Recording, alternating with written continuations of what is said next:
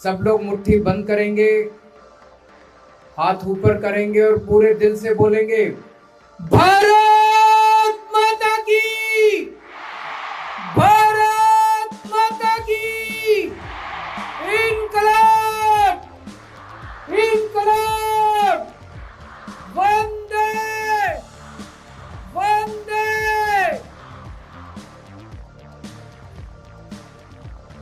सभी दिल्ली वासियों को, सभी देशवासियों को 74वें गणतंत्र दिवस की बहुत बहुत शुभकामनाएं, बहुत बहुत बधाई आप सब लोगों को। आज हम एक तरफ 74वां गणतंत्र दिवस मना रहे हैं और दूसरी तरफ आजादी के 75 साल मना रहे हैं, 75 साल का अमृत महोत्सव मना रहे हैं। हमारे देश के स्वतंत्रता सेनानियों ने, शहीद आजम भगत सिंह, सुभाष चंद्र बोस, राजगुरु, ढेरों नाम है, इन सब लोगों ने अपनी जान की बाजी लगा के देश को स्वाधीनता दिलाई थी, देश को आजादी दिलाई थी। आजादी दिलाने के लिए उन्होंने कोई कसर नहीं छोड़ी, अपनी जान की बाजी लगा दी। लेकिन आजादी दिलाने के बाद उन्होंने हमारे ऊपर बहुत बड़ी जिम्मेदारी छोड़ी है। इस आजादी को और जनतंत्र को, गणतंत्र को कायम रखने की, संभाल के रखने की और इसको और सुदृढ़ करने की जिम्मेदारी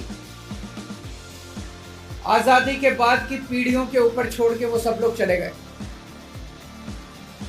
और आज गणतंत्र दिवस के 74वां गणतंत्र दिवस मना रहे हैं। उसमें दो बातें बड़ी महत्वपूर्ण हो जाती हैं।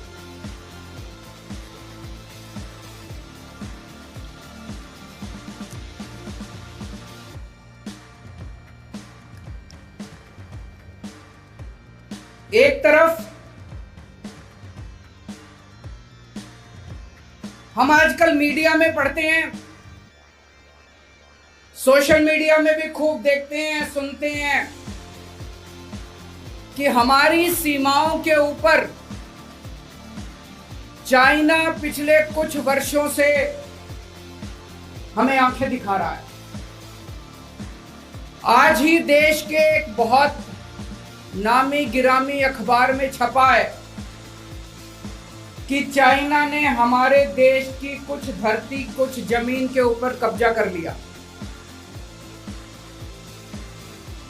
यह हम सब लोगों के लिए चिंता का विषय, सभी भारतवासियों के लिए चिंता का विषय। उन लोगों से, चाइना के सैनिकों से हमारे सैनिक, उनसे लड़ने में कोई कसर नहीं छोड़ते। अपनी पूरी बहादुरी के साथ हमारे सैनिक चाइना का मुकाबला कर रहे हैं बॉर्डर के ऊपर। एक तरफ हमारे सैनिक चाइना का मुकाबला कर रहे हैं बॉर्डर के ऊपर, तो दूसरी तरफ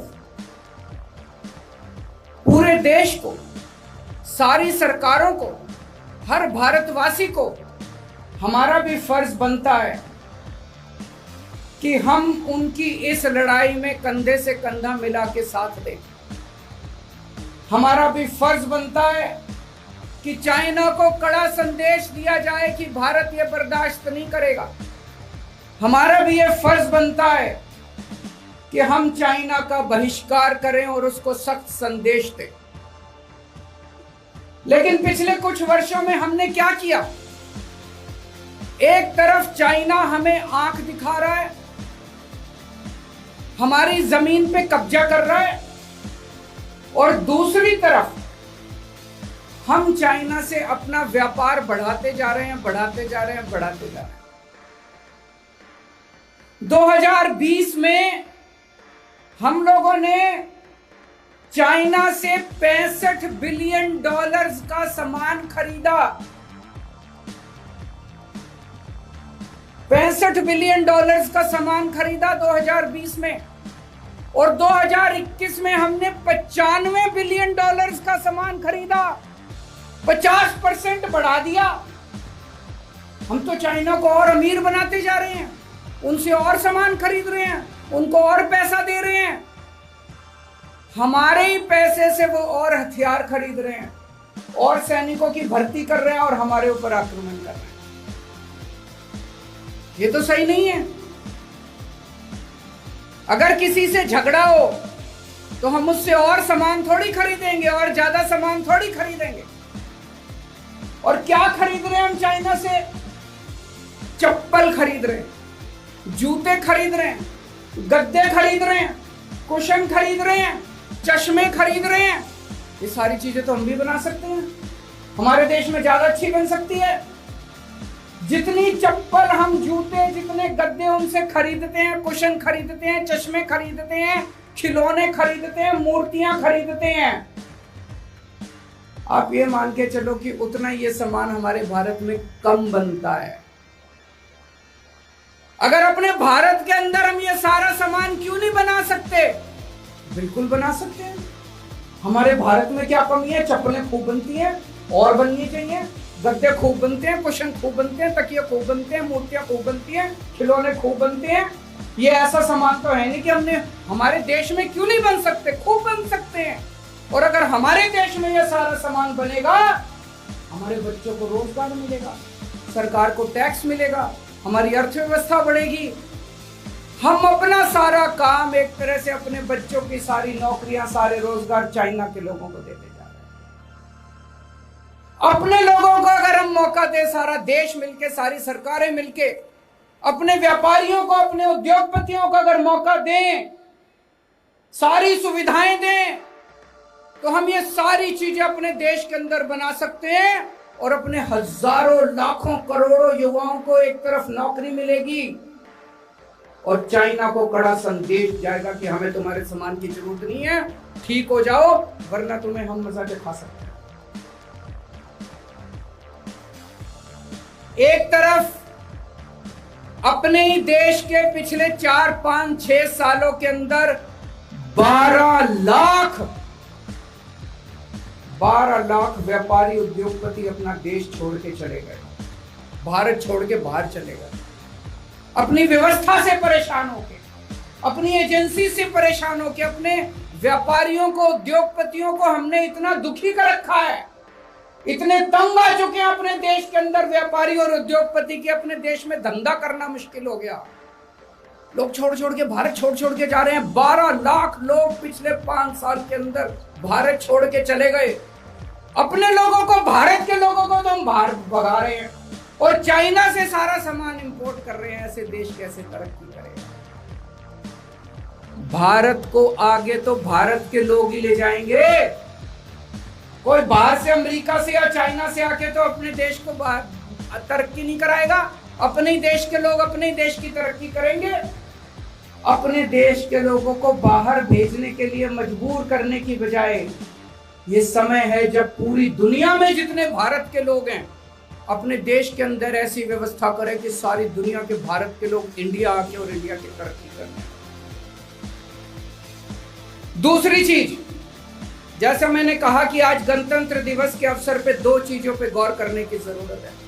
हमारे स्वतंत्रता सेनानियों ने जान की बाजी लगा के एक तरफ देश को आजाद कराया, अंग्रेजों को, विदेशियों को खदेड़ के बाहर भेज दिया, और दूसरी तरफ जनतंत्र की स्थापना की हमारी सरकार। हम भारत के लोग, हमने संविधान बनाया है, ये देश हमारा, ये देश भारत के लोगों का है। जनतंत्र की स्थापना की 26 जनवरी 1950 को, लेकिन पिछले कुछ वर्षों के अंदर हम देख रहे हैं इसके ऊपर भी थोड़ी थोड़ी आंच आने लगी है। जनता सुप्रीम है, 130 करोड़ भारत के लोग सुप्रीम है, इनके ऊपर कोई नहीं है।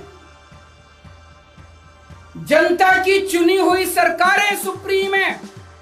जनता वोट डालती है, वोट डाल के अपनी सरकार चुनती है, वो सरकारें सुप्रीम है। जो जनता कहेगी वही वो सरकार करेगी।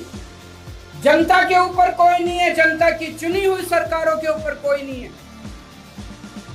लेकिन पिछले कुछ सालों में हम देख रहे हैं एक राज्य ऐसा है जहां पे वहां के गवर्नर ने, जनता की चुनी हुई सरकार ने इतने कानून पास करे, गवर्नर कानून पे दस्तखत करने को तैयार नहीं। जो कानून जनता ने पास करे, जो कानून जनता की चुनी हुई सरकार ने पास करे, क्या एक आदमी उन कानूनों को रोक सकता है? जनता के हित के कानून, जनता के लिए बने कानून, क्या एक आदमी को यह अधिकार होना चाहिए कि वो जनता की अभिलाषाओं को, जनता की कामनाओं को, जनता के कामों को रोक दे? ये तो जनतंत्र नहीं है। इसलिए तो हमारे लोगों ने आजादी के लिए लड़ाई नहीं लड़ी थी।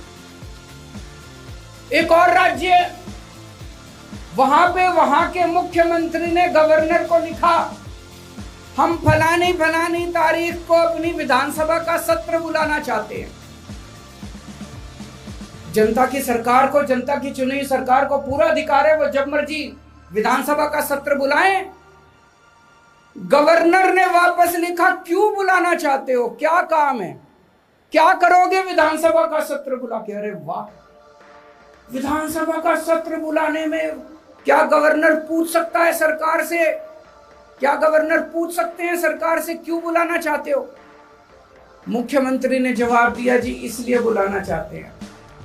गवर्नर कहता है, मेरे को ये कारण मंजूर नहीं है, सत्र नहीं बुलाया जाएगा। ये जनतंत्र नहीं है, ये तो जनतंत्र का मजाक उड़ाया जा रहा है। एक तरह से एक व्यक्ति विशेष के अंदर जनतंत्र को गुलाम बना दिया गया है। कई राज्य ऐसे हैं, मैं पढ़ता हूं अखबारों के अंदर, जहां पे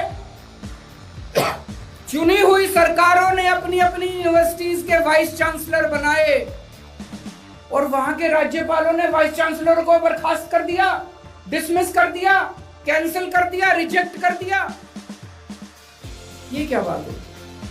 इसके लिए तो हमने अपने देश की आजादी नहीं ली थी, इसके लिए तो अपने सेनानियों ने कुर्बानी नहीं करी थी। और कई राज्य ऐसे हैं जहां पे दिन ब दिन, डे टू डे बेसिस पे चुनी हुई सरकारों को तंग किया जाता है। तो आज 74वें गणतंत्र दिवस के अवसर पे पूरे देश को ये सोचने की जरूरत है कि कहीं ऐसा तो नहीं कि हमारे जनतंत्र के ऊपर भी एक डार्क काला साया पड़ता जा रहा है। उसको कैसे निपटा जाए, पूरे देश को इसके बारे में सोचने की जरूरत है। दिल्ली के लोगों, दिल्ली वालों, पिछले 7-8 साल के अंदर दिल्ली में आप लोगों ने जितने काम करे, इतने विकास के काम करे, इतने काम करे, आज केंद्र सरकार की रिपोर्ट ये कहती है कि पूरे देश में सबसे कम महंगाई दिल्ली के अंदर है। महंगाई तो है, पूरे देश में है, चीजें महंगी होती जा रही हैं, पूरे देश में महंगी होती जा रही हैं, लेकिन पूरे देश में सबसे कम महंगाई दिल्ली के अंदर है। दिल्ली में महंगाई की दर है 3%। गुजरात में महंगाई की दर है 7%।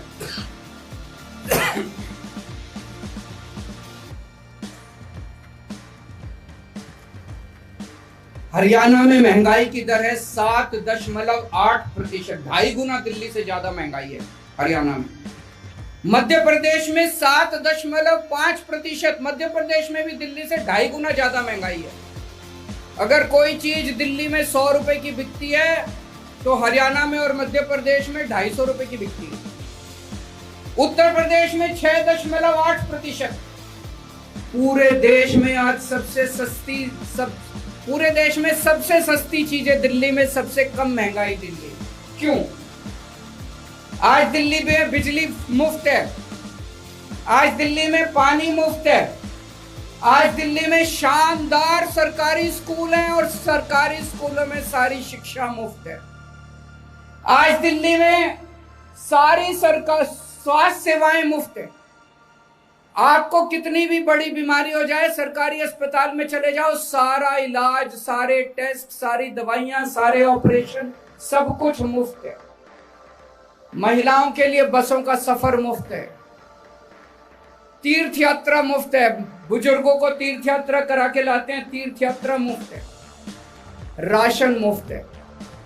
तो खाने की, बिजली, पानी, शिक्षा, स्वास्थ्य, बसों का सफर और तीर्थ यात्रा, ये सारी चीजें दिल्ली में मुफ्त हैं, जिसकी वजह से आज सबसे कम महंगाई दिल्ली के अंदर है। दोस्तों, मेरी केंद्र सरकार से एक अपील है, और इसको ये माना जाए कि शायद पूरे देश के लोगों की अपील है। पिछले एक साल के अंदर कई सारी खाने पीने की चीजें, जैसे दही, दूध और भी बहुत सारी खाने पीने की चीजें, गेहूं, इन चीजों के ऊपर जीएसटी लगा दिया गया। इनके ऊपर जीएसटी लगाने से ये सारी खाने पीने की चीजें बहुत महंगी हो गई। एक आम आदमी के लिए आज अपना घर का खर्चा चलाना मुश्किल होता जा रहा है। पहले इन चीजों के ऊपर जीएसटी नहीं होता था, अब जीएसटी लगने की वजह से ये सारी चीजें महंगी हो गई हैं। मुझे पूरी उम्मीद है कि केंद्र सरकार इन सब चीजों से जीएसटी हटा के और देश के लोगों को बहुत बड़ी राहत देगी, महंगाई से राहत देगी। जीएसटी के सिलसिले में मेरी कई व्यापारियों से भी बात होती है। आज जीएसटी जिस तरह से लागू किया जा रहा है, इसमें ढेरों कमियां हैं।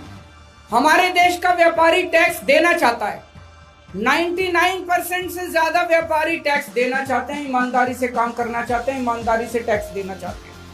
लेकिन इतनी कठिन, इतनी जटिल व्यवस्था हम लोगों ने बना दी कि कई बार न चाहते हुए भी व्यापारी को थोड़ा सा उल्टा सीधा करना पड़ता है। हमें ईमानदार व्यापारियों की मदद करनी चाहिए।